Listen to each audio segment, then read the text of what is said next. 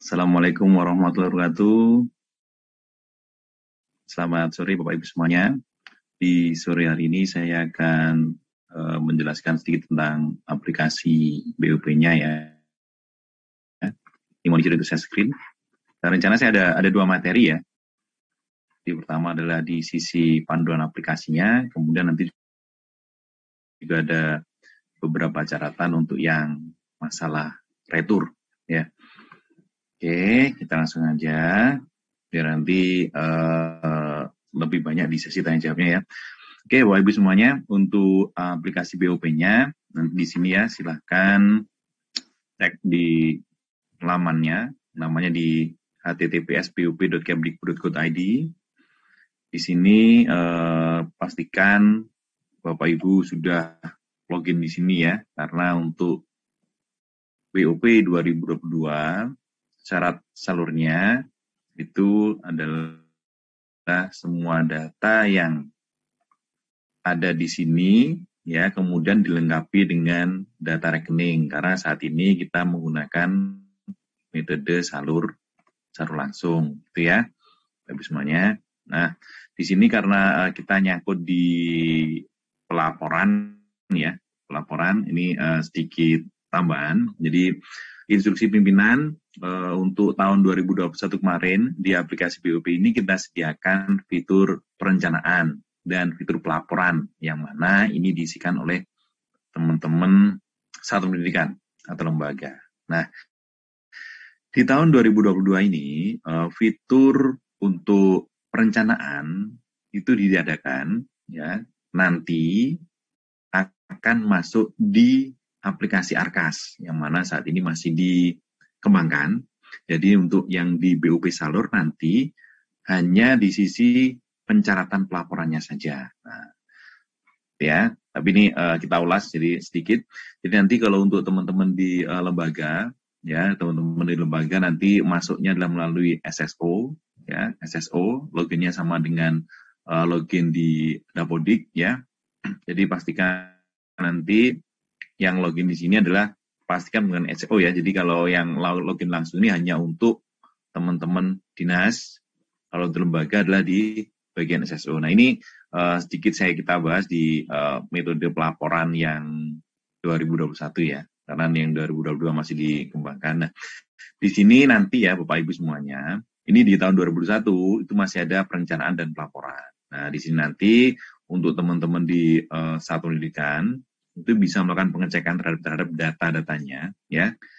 Ada beberapa catatan perbedaan kebijakan di tahun 2021 dan tahun 2022 mengenai jumlah siswa, yang mana untuk jumlah siswa di sini ada beberapa catatan ya, harus valid ya, ada beberapa catatan validnya. Nah di tahun 2021 Bapak Ibu semuanya, itu untuk pengecekan data valid itu tidak sampai ke NISN, ya, tidak sampai ke NISN. Nah, kalau di tahun 2022 itu sudah harus mempunyai NISN, itu yang dianggap sebagai valid.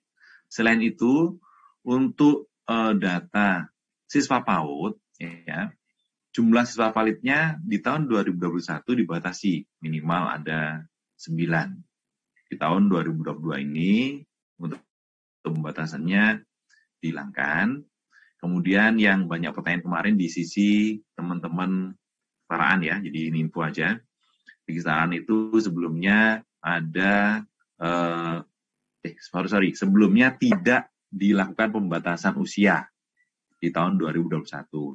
Di tahun 2022 ini ada pembatasan usia. Nah, ini yang menyebabkan data siswanya yang masuk dalam kategori BOP jadi semakin kecil, karena di sini siswa yang masuk ke dalam kriteria valid ya, ini usianya adalah di 7 sampai 21.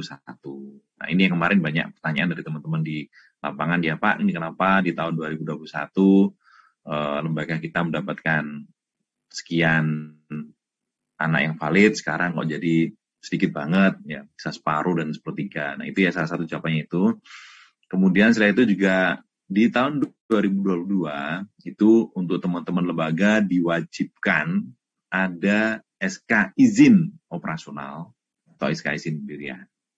Ya, kalau misalkan tidak ada, maka di sini lembaganya secara otomatis tidak akan masuk dalam long list penerima BOP. Ya.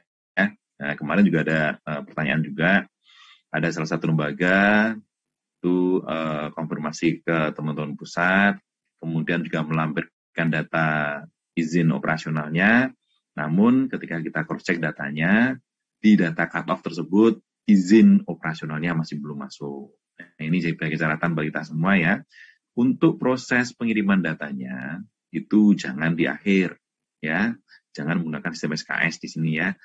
Jadi jangan di akhir-akhir proses pengiriman datanya. Nah di sini makanya ketika ada perubahan data segera lengkapi datanya. Kapanpun itu segera dilengkapi datanya. Ya, karena kalau misalkan kasus seperti tadi itu nanti selama 1 tahun ke depan tahap 1 tahap 2 juga nggak akan menerima BUP karena datanya ketika cut-off memang belum lengkap. Nah di sini nanti Bapak Ibu semuanya untuk teman-teman di lembaga itu bisa melihat data peserta didiknya. Ya di sini ada data peserta didiknya. Dan kalau misalkan dia ada data peserta yang berganda misalkan, nah itu nanti bisa koordinasi dengan teman-teman dinas. Jadi dia gandanya di mana, di sistem akan ditampilkan juga, ya. Dia gandanya dengan sekolah mana, atau misalkan dia di rombel mana itu sudah disampaikan juga di sini. Nah, kemudian untuk yang teman-teman kesetaraan juga sama nanti ya, sama juga diinformasikan gandanya karena apa, apakah karena ada juga di situ juga valid atau invalid karena usia dan seterusnya juga ditampilkan di informasi sistemnya. Nah. Di sini untuk aplikasi 2021 ya disampaikan di sini adalah proses ada namanya perencanaan. Nah, kalau di tahun 2021 itu karena belum salur langsung, itu proses perencanaan dilakukan di teman-teman lembaga dengan catatan sudah di-set salur oleh teman-teman dinas. Nah, itu ya di tahun 2021. Nanti di tahun 2022 teman-teman dinas tidak diperlukan melakukan proses salur karena secara otomatis datanya sudah disamakan dengan data hasil cut-off. Yang mana di sini jika teman-teman melihat ada di data Kepmen ya, di sana sudah disertakan cut-off untuk masing-masing lembaga itu berapa jumlah siswa validnya.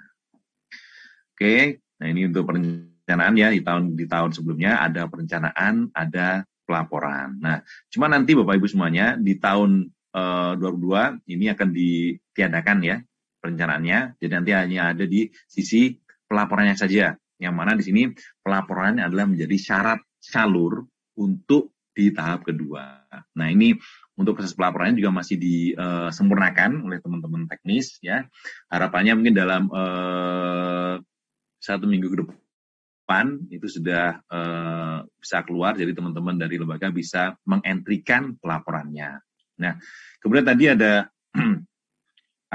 beberapa pertanyaan ya dari teman-teman yang di lapangan. Ini saya bahas sekalian di sini ya. Jadi ada beberapa yang menanyakan tentang data rekening satuan pendidikan. Nah, karena di tahun 2022 ini merupakan proses salur langsung, maka yang wajib diperhatikan oleh teman-teman di sini adalah rekening dari satuan pendidikan harus sudah valid ya. Karena nanti ketika disalurkan oleh Kemenkyu, datanya bisa langsung diterima oleh satuan pendidikan. Jadi tidak terjadi retur ya, di sini menghindarkan terjadi retur. Nah, apa yang terjadi jika misalkan ya teman-teman di dinas banyak menanyakan bahwa Pak ini data rekening itu sudah kita samakan dengan data bank. Namun di aplikasi BUP-nya kok masih menunggu verifikasi bank. Apa yang harus dilakukan? Ini ya.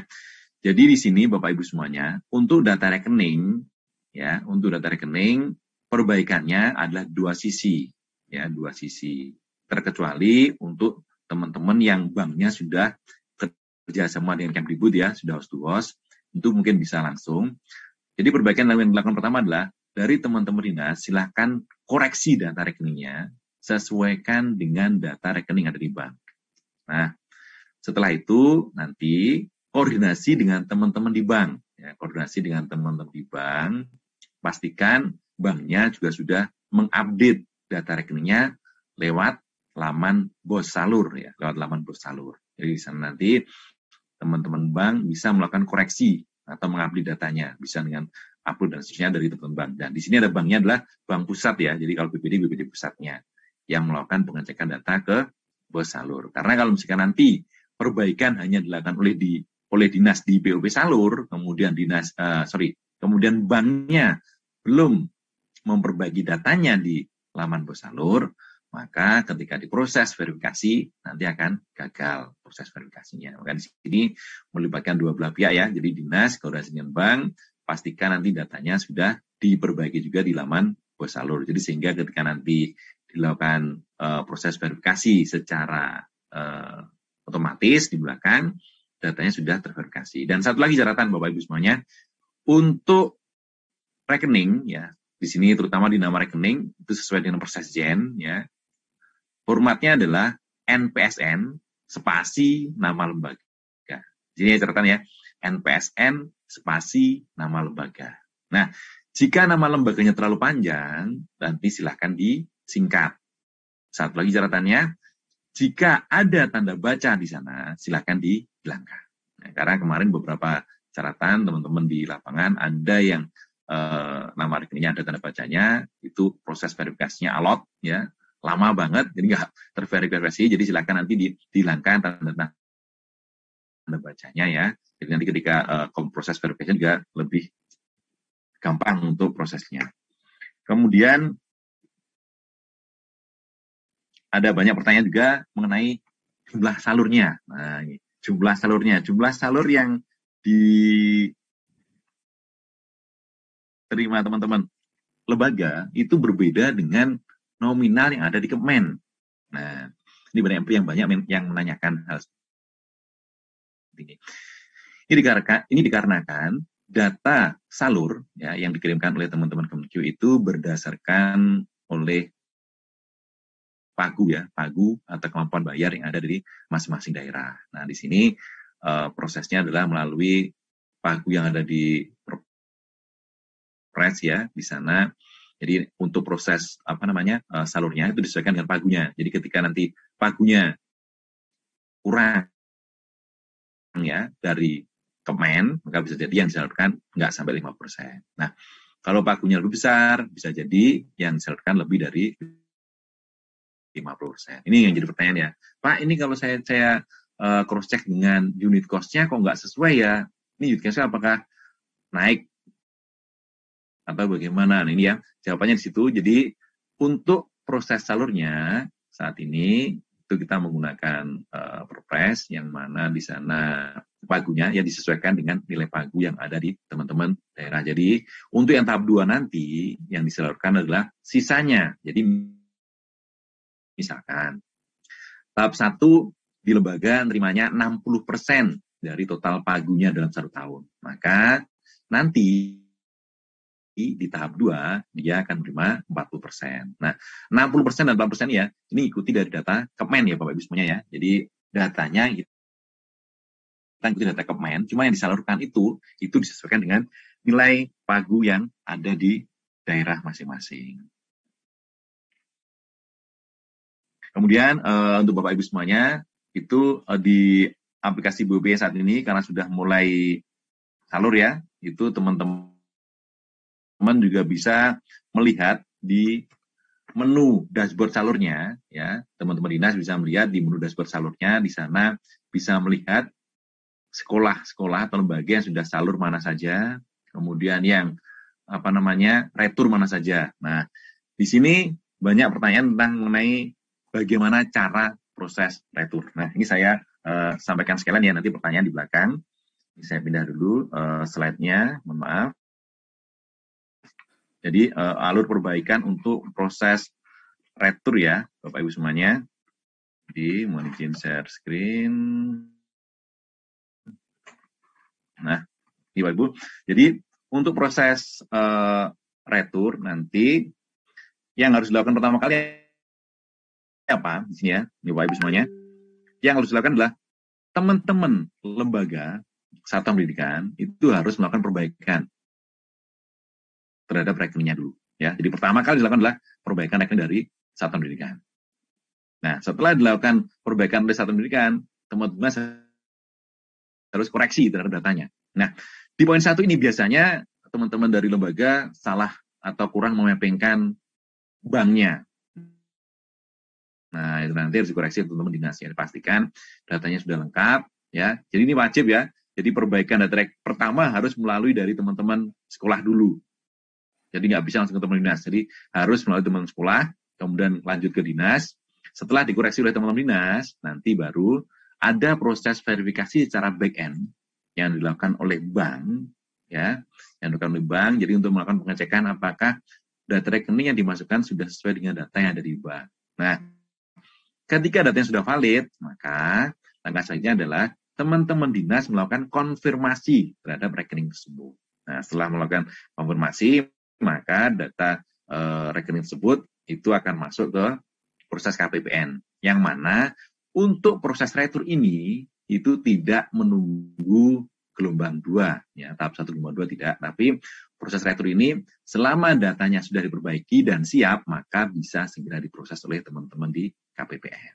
Nah, untuk aplikasinya seperti ini Bapak Ibu semuanya, di lembaga nanti ketika ada retur, ya, ada retur nanti ada notif ya, bling-bling merah seperti ini, nanti ada catatan juga, silakan koordinasi dengan bank, kemudian koordinasi dengan dinas. Nah, nanti di sini, nah di bagian sini nanti ada, nah saya coret-coret ya, mohon izin. Nah, di sini ya, di sini tuh ada, nah ini koreksi data retur. Ini untuk teman-teman di lembaga. Nah, ketika nanti diklik ya, koreksi data retur, nanti akan muncul tampilan yang seperti ini. Nah, ini ya. Nah, di sini nanti pastikan nomor rekeningnya dimasukkan sesuai dengan nomor rekening yang ada di bank, kemudian nomor rekeningnya diperbarui, ya, kalau misalnya ada yang salah, silahkan diperbarui. Kemudian di sini, jangan sampai kelupaan. Banknya harus dipilih, ya, sesuaikan dengan yang bank yang digunakan. Nah, setelah itu nanti setelah selesai, nanti baru lanjut ke tahapan selanjutnya.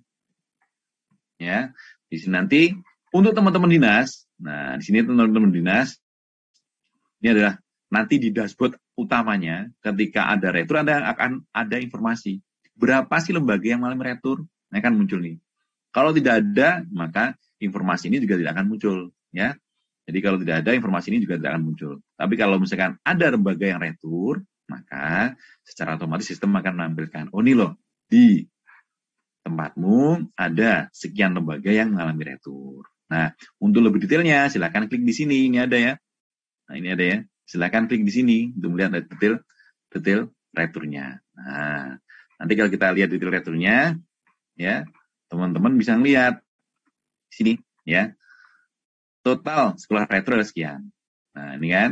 Nah, di sini nanti, Bapak Ibu semuanya ya, di bagian data lembaga retur ini nanti akan muncul informasi ini. Ini adalah data sekolah yang retur, rekening retur. Jadi informasinya di sini adalah rekening retur. Nah, ini ya rekening retur. Tapi di sini nanti belum bisa melakukan proses koreksi terhadap rekening karena sekolahnya masih belum melakukan proses koreksi. Nah, makanya tadi urutannya adalah sekolah satuan pendidikan harus melakukan koreksi dulu. Ini sesuai dengan instruksi dari teman-teman Kemenkeu ya. Jadi sekolah atau lembaganya dulu yang melakukan koreksi. Setelah sekolah melakukan koreksi, baru nanti teman-teman dinas bisa melakukan koreksi terhadap data rekening yang diberbagi oleh teman-teman satuan pendidikan. Nah, nanti muncul ini akan seperti ini. Jadi yang tombol di sebelah kanan nanti akan berubah ya ketika sudah diperbaiki. Nah, ini tampilan di teman-teman sekolah juga sudah berubah ketika nanti sudah diperbaiki. Nah, nanti di dinas akan muncul tombol koreksinya di sini. Ya. Nah, nanti akan muncul tombol koreksinya. Setelah itu prosesnya sama dengan proses koreksi manual atau koreksi satu-satu yang dilakukan teman-teman dinas di awal. Yang mana untuk proses perbaikan data rekening dari masing-masing satuan pendidikan.